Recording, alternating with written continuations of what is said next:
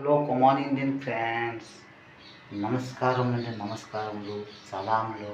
ఓం సత్యము.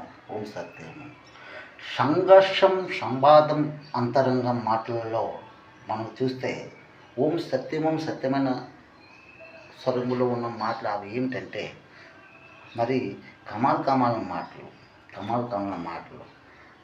మన దేశానికి బ్రిటిష్ ఇంగ్లీష్ వాళ్ళు వచ్చిన తర్వాతనే మనకి ఇండియా అని పేరు వచ్చింది.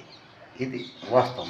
కాకపోతే కమాలమైన సత్యమైన మాటలు ఏంటంటే దాంట్లో మనము సంఘర్షం సంవాదం అంతరంగం మాట్లాడాలి.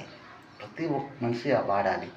అది ఆ మాటలు ఆడలేకపోతున్నారంటే దానికి కారణం మనము మాంసాహారాలు అంటే కోళ్ళు, మేకలు, పందులు, కుక్కలు, నక్కలు ఏంటి లాస్ట్కి పిల్లలు కూడా మనము కట్ చేసుకొని మాంసాహారాలతోనూ డ్రింకులతో తాగేసి మనము ఈ కడుపులో అదం చేస్తున్నాం.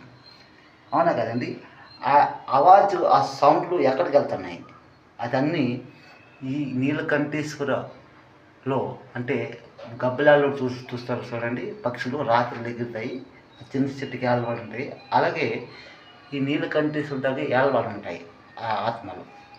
మనము సాయంకాలము అప్పుడు డ్రింక్ వేసిన వాళ్ళు తాగిన తర్వాత అవే మనలో మన ఇంటి కుటుంబంలో ఫ్యామిలీలలో ఒకరికొకరికి పడకోకుండా చేస్తాయి. ఇది సత్యమైన స్వర్గంలో ఉన్న మాటలు. హిందువైనా, ముస్లిమైనా, ఇసాయినా, సిక్కైనా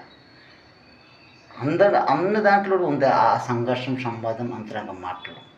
ఇది ఇండియా. ఇది హిందూ, ముస్లిం, సిక్కుల నలుగురు అన్నదమ్ముల ఇది ఇండియా.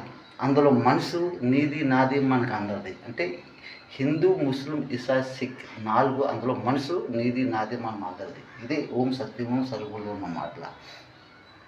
లైక్ చేయండి, కామెంట్ చేయండి, సబ్స్క్రైబ్ చేయండి. ఇది అబద్ధమా నిజమా? Command Indian comment shop.